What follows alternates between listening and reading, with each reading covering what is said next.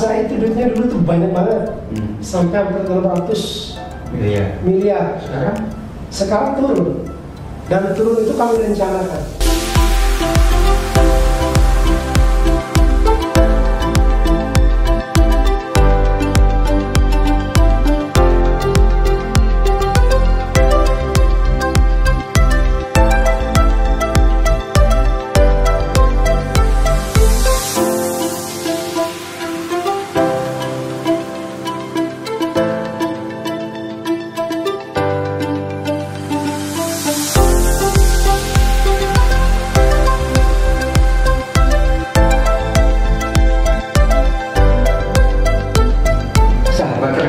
Hari ini UKM Aufi mendapat kesempatan berkunjung ke KSP Kopdit Mekarsai di Lampung, daerah Sumatera, Pulau Sumatera bagian selatan. Dan Mekarsai adalah salah satu koperasi yang sangat baik, juga menjadi koperasi terbesar di daratan Lampung ya Pak. Saya bertemu dengan ketua koperasinya Pak Andre dengan Ibu Susan. Nah Pak Andre, Ibu Susan nanti mohon dijelaskan tentang bagaimana mengelola KSP Kopdit Mekarsai sehingga bisa tumbuh berkembang dan jaya. Itu menghadapi rintangan-rintangan lapangan, kesulitan terbesar seperti apa? Nah itu dulu. Terima kasih Pak Mar. Selamat sore untuk para pendengar, penonton UKM Aufi yang saya banggakan. Selamat datang di KSP Kopdit Mekarsai. Terima kasih. Tepatnya di Bandar Lampung. Koperasi ini berdiri pada tahun 1992, tanggal 27 Januari. Dan sekarang kita sudah berusia 33 tahun. Usia dewasa. Usia dewasa 33 tahun, dan dulu didirikan oleh kurang lebih 326 guru-guru. Banyak juga pendidikannya. Yang tergabung di Yayasan Saverius, dan modal awalnya itu 2.800.000-an. Itu sejarah berawalnya berdiri, berangkat dari keprihatinan bagaimana untuk membantu para gurunya ketika mereka harus memenuhi kebutuhan keluarganya, atau yang bujang pengen pulang lihat orang tuanya tapi nggak punya ongkos, makalah dibuatlah operasi itu. Jadi ini latar belakangnya karena keprihatinan terhadap para guru dan karyawan Yayasan Saverius waktu itu. Nah, pada tahun 1999 itu kita mendapatkan badan hukum, dan itu hampir sebagian besar Kopdit di Lampung itu mendapatkan badan hukum bareng. Setelah mereka mendapatkan badan hukum, maka Mekarsai yang tadinya berkantor di sekolahan Saverius yang kantornya cuma semeter kali semeter itu, pindahlah ke sebelah jalan ini. Dikasih tempat di luar. Dan kenapa harus pindah? Karena menurut teman-teman para pendahulu kami menjelaskan bahwa karena seluruh badan hukum, maka keanggotaannya tidak bisa dibatasi lagi. Semua terbuka. Terbuka. Tidak hanya guru. Tidak hanya guru. Siapa saja, profesi apapun, kalau mereka mau bergabung silakan. Itu yang menjadi latar belakang didirikan dan kenapa pindah. Nah, dalam perjalanannya itu yang membuat kami harus semangat bersama teman-teman sekarang ini. Kan kami kan generasi penerus. Sudah berapa tahapan generasi? Ini kalau dilihat sih saya ini termasuk generasi kedua lah. Generasi kedua, kenapa? Karena sebelumnya kan teman-teman pengurus kan kepala sekolah. Nah, ketika saya masuk, itu di luar kepala sekolah lah. Dosen? Oh tidak, guru saya. Tetap saja guru, tapi saya prihatin sekarang. Nah begitu saya akan masuk. Satu yang membuat kami harus terus belajar, mempertahankan lembaga ini, koperasi ini adalah semangat dari para pendiri kami. Pendirinya kan salah satunya termasuk Pak Siman, Pak Haryono Daud, masih banyak lagi guru-guru Saverius waktu itu. yang saat ini sebagian juga masih ada. Ada Pak G. Praptono, ada Pak Alda Suryadi. Pak Andre, SMP ya? Saya guru SMP Fransiskus Asisi. Kami, menurut saya, itu kami diberikan kepercayaan tapi PR yang sangat besar. Bagaimana membangun lembaga ini supaya bisa dinikmati lah, bisa melayani banyak orang. Itu jadi dari anggota 326 orang itu saat ini itu anggota kami sudah pada posisi 22.600-an. 22.600-an dan tersebar di seluruh provinsi Lampung.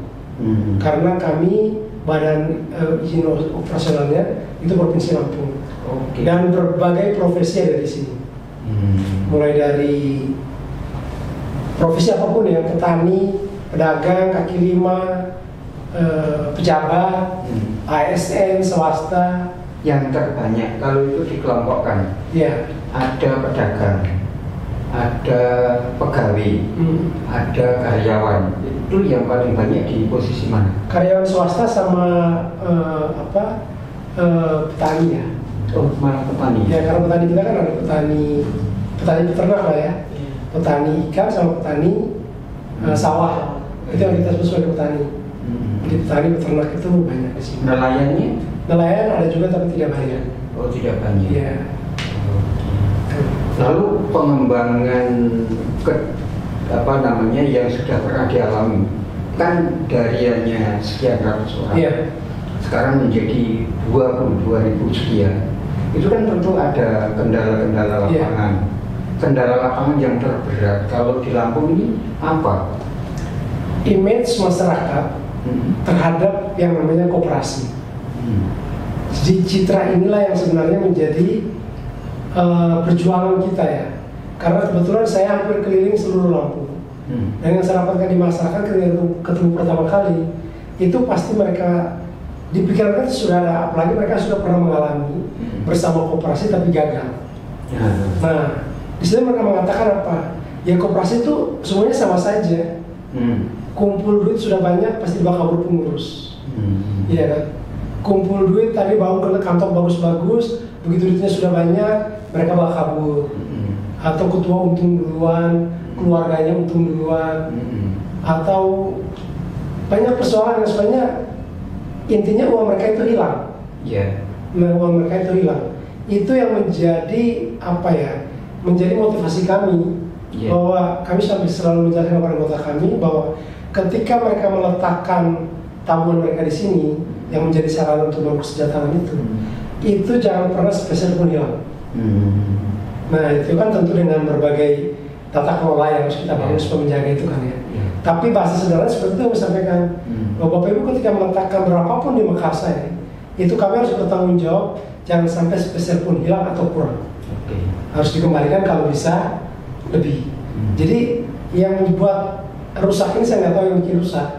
Tapi bahwa koperasi yang berkembang di masyarakat itu yang orang sebut koperasi awal abad, yang tidak punya jati diri, yang tidak memegang prinsip, yang tidak punya nilai-nilai dibangun, itulah sebenarnya yang menghambat kita untuk berkembang.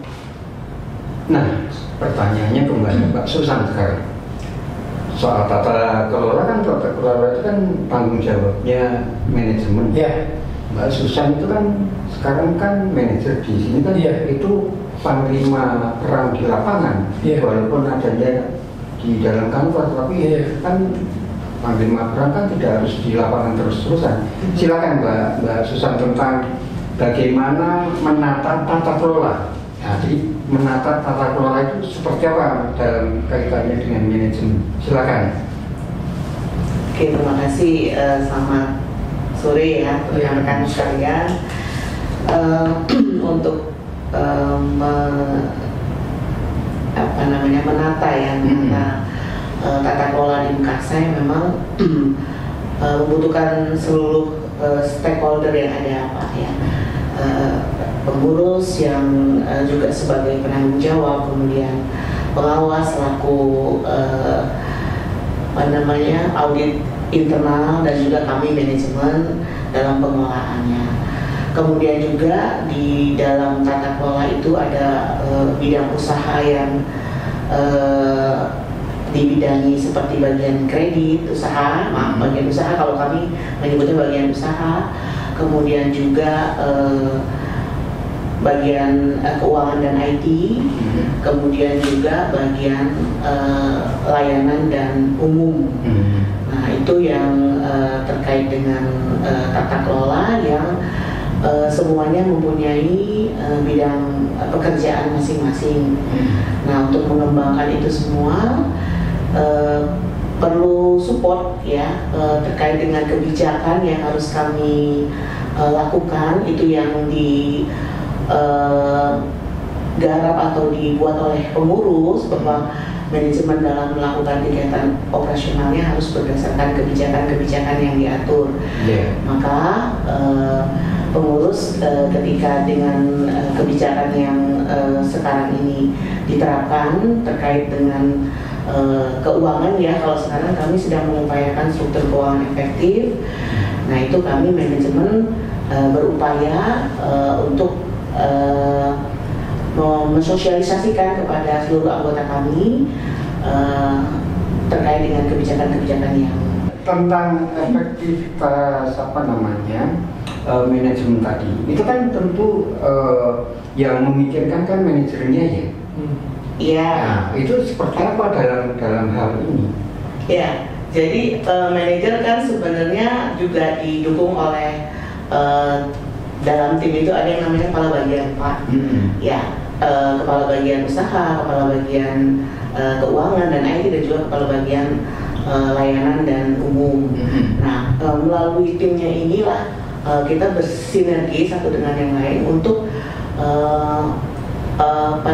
menelusuri, mengevaluasi, kemudian juga melakukan upaya mungkin pencegahan atau strategi jika terjadi permasalahan mungkin di tentang kredit atau usaha, kemudian bagaimana mencari solusinya. Jadi meskipun manajer juga menjadi pucuknya gitu kan Pak ya, orang yang tadi kata Pak Marjono panglimanya, tetapi dia bekerjasama dengan timnya untuk bisa bersinergi gitu, karena ada beberapa hal yang juga harus diupayakan oleh seorang manajer yang mungkin secara teknisnya itu dibantu oleh tim-timnya itu tadi Pak. Ada di usaha, ada di keuangan, dan juga di layanan. Nah, nanti saya yang akan melakukan monitoring terhadap upaya-upaya yang dilakukan oleh tim dalam hal ini usaha, layanan, dan keuangan, yang kemudian akan saya laporkan kepada pengurus. Nah itu, tetapi kan pasti ada konsep untuk melakukan efektivitas manajemen. Kiatnya seperti apa Mbak? Kiatnya? Kiatnya ya Pak, sementara ini yang coba kita upayakan adalah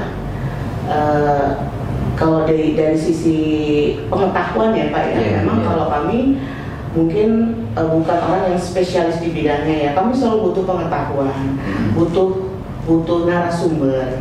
Nah dalam hal ini ketika kita mau mengupayakan strategi yang baik, kami perlu narasumber. Melalui Puskopin kami didampingi dalam pelatihan-pelatihan, gitu, untuk menambah kemampuan kami dalam melakukan kegiatan operasional, kemudian juga mengembangkan koperasi. Itu tidak hanya ketika kami di lapangan saja melihat permasalahan-permasalahan yang ada, tetapi bahkan ketika kami ada kesulitan, kami bawa dalam forum gerakan jejaring gitu Pak, untuk mendapatkan pelatihan, kemudian pengetahuan, sharing pengalaman, permasalahan yang terjadi di lapangan, supaya pekerjaan yang kita lakukan ini lebih baik, lebih efektif, dan juga mendapatkan hasil. Dan itu kan membutuhkan keberlanjutan ya.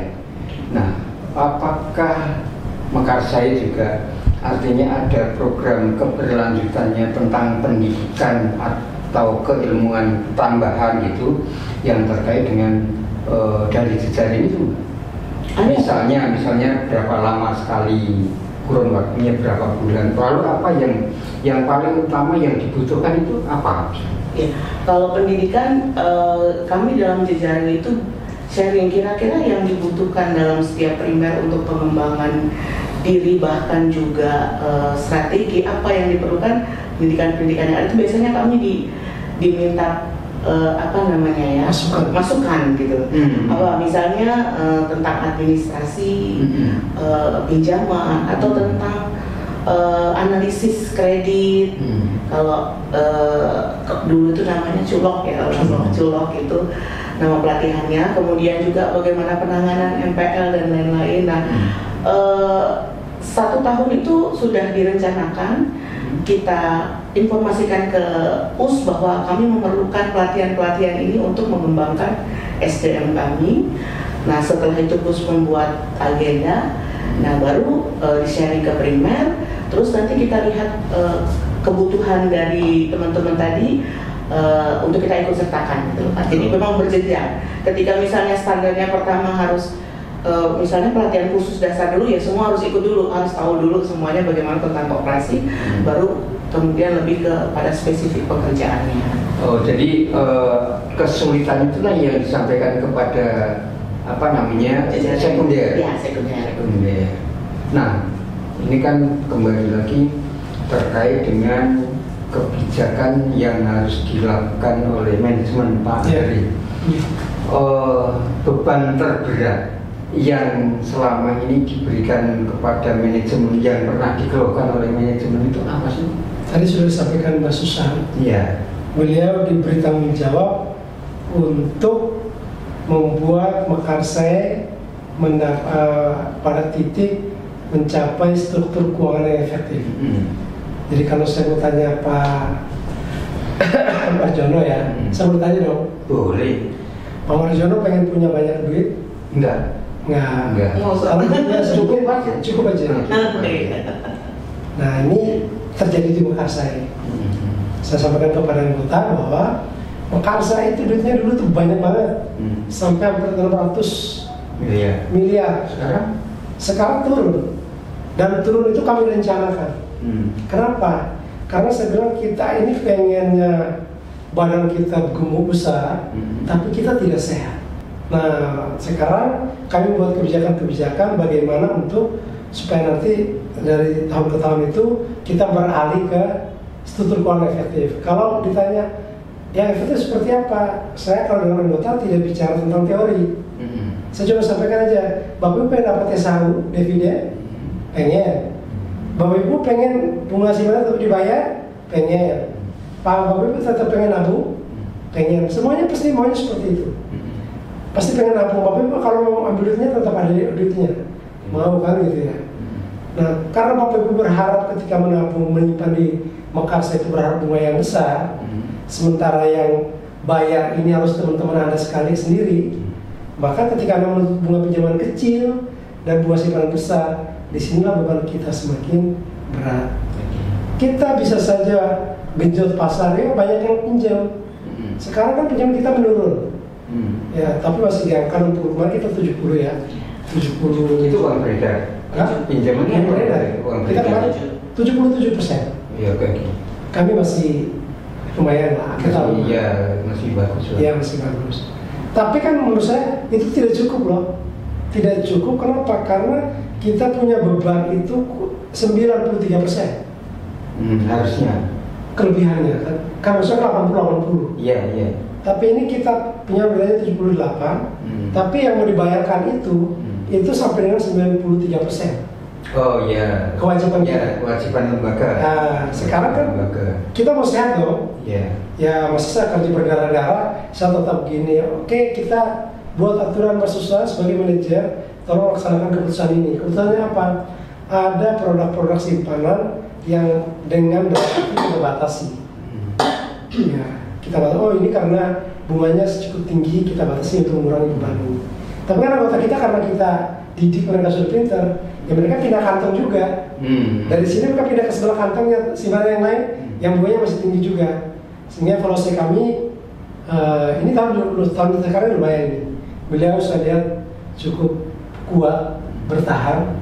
Bagaimana untuk membantu kami menjalankan keputusan-keputusan itu sehingga kami menuju ke arah yang sehat. Target kami mudah-mudahan nanti akhir tahun ini atau tahun depan lah. Ya, 80% uang beredar. Ya, kalau tidak 80%, kan itu kan ada timbangannya lah ya, aset turun aset naik, pinjaman beredar, pendapatan segala macam. Tapi sampai saat ini kami sehat. Ya. Ada teori. Ada teori yang sebenarnya sudah dipraktekkan banyak teman. Tetapi karena saya bukan praktisi koperasi, kan cuma menyampaikan itu teori. Tetapi menjadi kenyataan. Untuk mengurangi uang yang ada di kas di laci, itu kan perlu memperbanyak anggota yang mempunyai kegiatan usaha.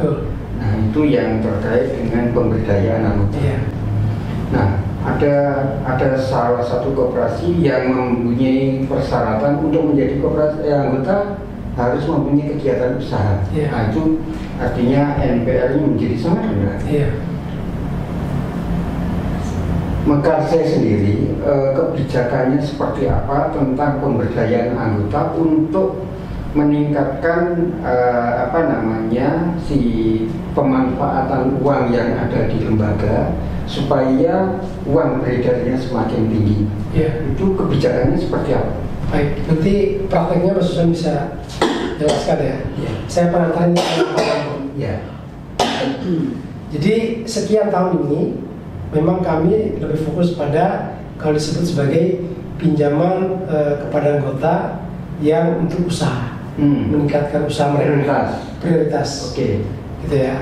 Tapi dalam perjalanan kan kita tidak juga bisa menampik mereka yang pinjam mau konsumtif dan lain-lain ya. Tapi kita lebih fokus pada bagaimana membantu mereka yang butuh modal untuk usaha-usaha mereka. Hal yang kami lakukan, yang saya pikir sudah berjalan hampir beberapa tahun belakangan ini, 2-3 tahunan lah ya. Itu yang pertama, fokus orang mengajukan pinjaman itu analisanya ada usaha mereka. Jadi usaha ini yang kita prioritaskan. Cuman kan kendalanya adalah anggota kadang-kadang itu baru pengen punya usaha seperti temennya, terus mengajukan nilai besar. Nah ini kan nanti meningkatkan NPL lagi, karena dia hanya mendengar teman saya bisa segini, saya butuh dana ini dapat juga dong usaha, tapi dia lupa orang itu sukses ketika sudah mengalami kegagalan. Jadi berdarah-darahnya orang berusaha itu orang tidak tahu. Nah, tapi kan kita tidak bisa putus asa. Terus yang kedua, kami kan punya anggota-anggota yang saya sebut tadi sebagai petani, peternak, pekebun, ya. Nah itu juga menjadi poin kami untuk mengajak mereka mendapatkan pinjaman. Kami pernah melakukan misalnya seperti yang Mas tadi, kami bekerja sama juga dengan Puskopdi. Puskopdi mengadakan pelatihan kewirausahaan. Kami sertakan anggota-anggota kami. Baru minggu lalu saya pergi ke Lampung Tengah, itu ada yang namanya pelatihan untuk pemeliharaan sapi. Yang datang itu mereka-mereka yang pernah punya sapi atau yang cuma pelihara sapi orang. Nah tujuannya, nanti kalau Anda pengen, masa Anda sepanjang tahun cuma gaduh, nah orang Jawa bilang gaduh ya, gaduh aja tapi gaduh, tapi yang nggak punya milik. Nah sekarang dengan berkooperasi bersama kita mengarahkan suatu saat Anda harus punya milik sendiri. Kan dia pasti butuh dana. Nah, tapi dia tidak tahu bagaimana, dia tahu cara memeliharanya, tapi mengurangi, menyembuhkan penyakit-penyakit murah, ringan segala macam, mereka belum paham. Karena petani kan tahunya pelihara, sakit telepon dokter gitu ya. Terus kami juga pernah ada ikut Puskopdi pelatihan yang namanya budidaya lele. Nah, budidaya lele, mereka yang sudah punya tambak-tambak itu kita undang, ada orang yang bisa membuat pembibitan segala macam, pakan segala macam, terus kita kumpulkan rata-rata mereka peternak lele, terus kita diskusi dengan mereka. Nah ujungnya ini kan sebenarnya pasar, ya kan? Siapa yang menangani? Siapa yang menangani? Iya. Nah kami kan selalu mengatakan pada mereka, kalau ini komunitas ini terbentuk, sebenarnya dari orang untuk mereka sendiri sebenarnya. Harapannya kan begitu. Ketika Anda butuh pakan, ada temanmu yang petani, Anda yang punya pabrik buat pakan. Ketika Anda butuh bibit, Anda punya anggota yang punya bibit, belinya bisa lebih murah, pelihara bareng-bareng. Besok jual, kita punya anggota yang punya rumah makan, yang punya pasarnya luasnya tapi tonasenya kurang, bisa minta sama kita. Nah maksudnya kalau komunitasnya terbentuk, apakah langkah gampangnya gitu kan? Ada contoh Pak? Ada contoh tentang ikan lele. Itu di daerah Cisarua Puncak, itu ada peternak lele, kerjasamanya dengan warung pecel lele. Warung pecel lele. Nah, pertanyaannya, apakah itu juga sudah menjadi setidaknya menjadi pemikiran di Mekarsari bekerja sama dengan warung-warung? Itu kan pariwisata pasarnya kan sangat besar Pak. Di daerah Puncak itu sangat besar ininya pecel lele karena sampai Jakarta kan pecel lele itu. Nah itu contoh ya. Contoh. Lalu begini, lain yang terkait dengan untuk mendorong teman-teman yang mempunyai kegiatan wirausaha itu jasa pinjamannya itu lebih rendah dibandingkan yang teman-teman anggota yang hanya untuk konsumtif. Nah, apakah itu juga sudah dipikirkan oleh Mekarsari? Silakan. Itu kebijakan kami sudah lama. Jadi contoh misalnya kami punya petani. Petani itu kita proyek namanya bayar panen. Bayar panen. Jadi misalnya dia tanam jagung atau tanam singkong atau tanam padi, itu kan dengan pengalaman kita ber-33 tahun ini, teman-teman sudah punya gambaran lah. Kalau dia tanam padi sekian hektar kira-kira butuh berapa modalnya. Terus dia selama dia bercocok tanam, pemelihara segala macam, kan dia tidak punya penghasilan. Nah itu dia tidak bayar apa-apa ke Mekarsari.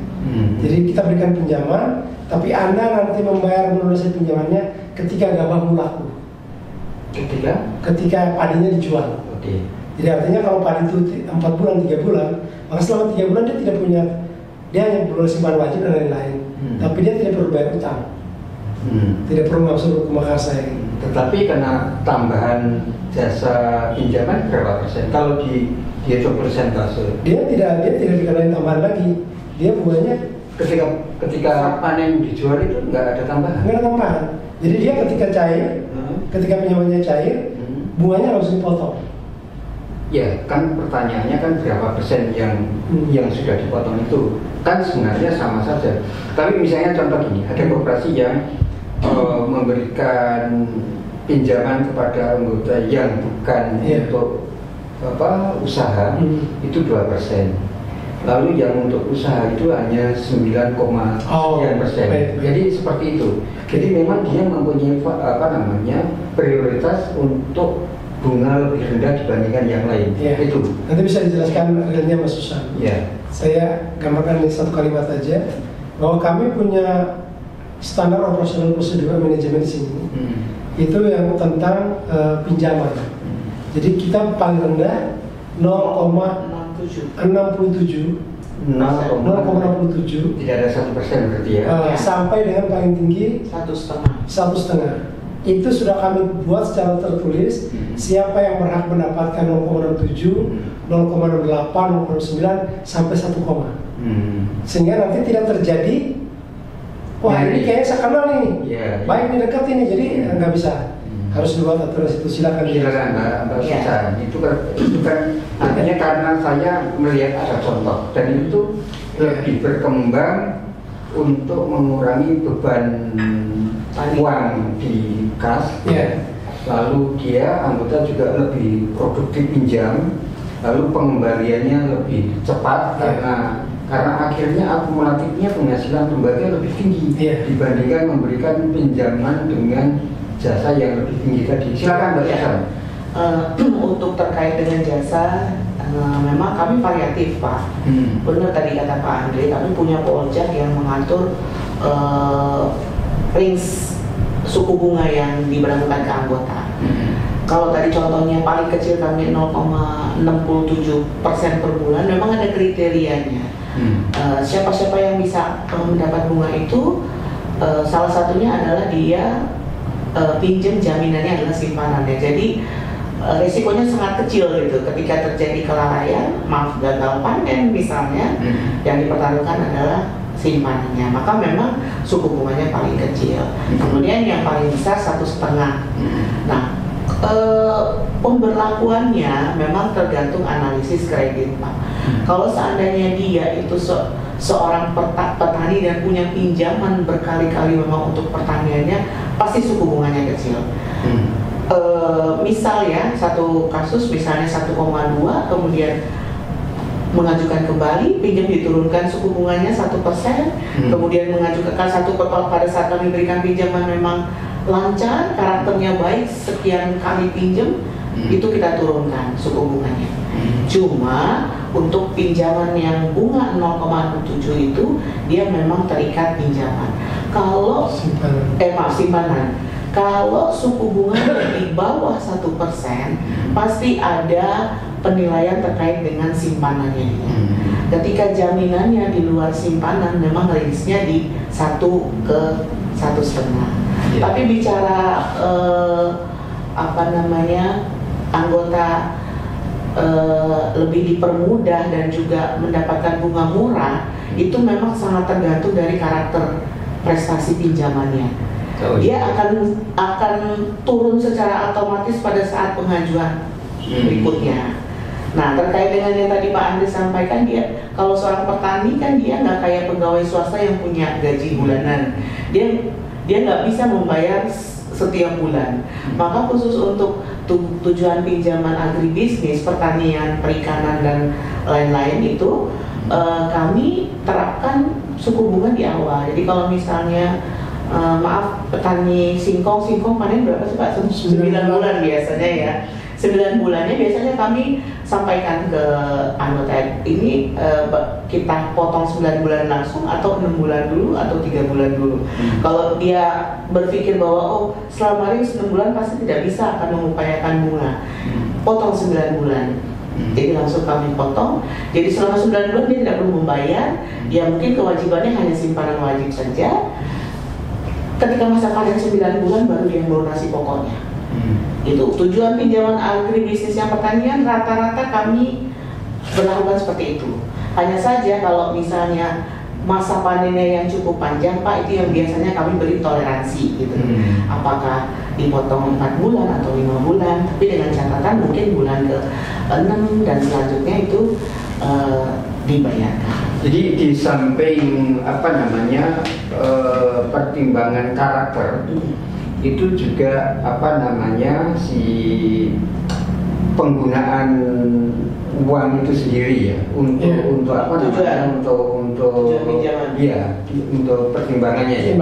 Misalnya karakternya baik, lalu itu untuk kegiatan usaha gitu. Itu artinya memang ada pertimbangan. Ada pertimbangan khusus buat mereka. Jadi kalau kami sampaikan bahwa yang menentukan pencairan pinjaman itu cepat atau lambat, karakter dan dapat bunga berapa, itu yang menentukan Bapak Ibu sendiri, anggota itu sendiri. Jadi kalau misalnya saya sampaikan tadi, kalau dia sudah 2 kali pasti dia akan turun lagi. Karena dia dari kesempatan teman-temannya, saya dapatnya cuma segini. Saya kok pinjam kemarin buat anakku dapatnya cuma segini. Dia akan cerita bahwa ya saya awalnya seperti ini, tapi karena karakter saya baik, saya mengembalikannya tepat waktu, dan ketika saya butuh lagi maka saya dapat bunga paling kecil. Nah itulah yang nanti menjadi cerita di antara mereka, siapa yang sampai pada titik itu. Ya itu kan tentu juga perlu sosialisasi yang, karena anggota kan selalu bertambah kan. Untuk melakukan sosialisasi kebijakan seperti ini setiap pada kesempatan apa? Pada kesempatan keraka, ada kesempatan pendidikan anggota pendidikan dasar kan seperti apa? Jadi Mekarsa ini kan punya keunikan. Kami punya anggota 22.000 tadi. Itu kami itu anggotanya terdiri dari unit-unit kami sebut. Unit atau kelompok. Nah unit kami itu kemarin kami habis pertemuan itu itu kurang lebih ada 600 unit. Setiap unit dikoordinatori atau diketuai oleh satu orang. Satu unit berapa orang? Variatif. Ada yang bisa 100, ada yang sampai 50. Nah, kemarin memang sudah kami evaluasi kemarin. Nah, semua koordinator unit ini setiap tahun pasti kami kumpulkan setelah selesai RAP. Kami kumpulkan untuk memberikan penjelasan ulang tentang tugas tanggung jawab mereka. Bahkan mereka ini yang paling dekat dengan anggotanya. Kenapa? Karena unit terbentuk bisa dari satu kantor, bisa dari satu pekerjaan, satu profesi, bisa dari satu kampung, satu suku, satu paguyuban, kelompok arisan, kelompok pengajian. Jadi mereka silakan bentuk. Atau bahkan misalnya mereka punya, saya pernah kelompok pengajian, kami mau jadi kelompok. Mereka memilih salah satu orang yang dipercaya. Kata kuncinya dia jujur, karena untuk mengelola teman-teman mereka itu. Nah, itu menjadi corong kepada anggota. Tetapi tugas mereka berikutnya dari koordinator ini tadi itu kami beri tugas untuk mengumpulkan anggota-anggotanya kapanpun, dimanapun nanti pengurus dan manajemen akan datang. Gitu. Jadi kami, kalau kata Pak Susan, Anda kan sudah putuskan jadi tidak boleh nolak. Jadi mereka mengundang kami hari Minggu, hari Sabtu mau jam berapapun, kami wajib siap. Nah, itu untuk pertama menjelaskan kebijakan di kantor, keputusan, perkembangan operasinya seperti apa, keputusan-keputusan RAT seperti apa. Nah, itu kami jelaskan kepada mereka.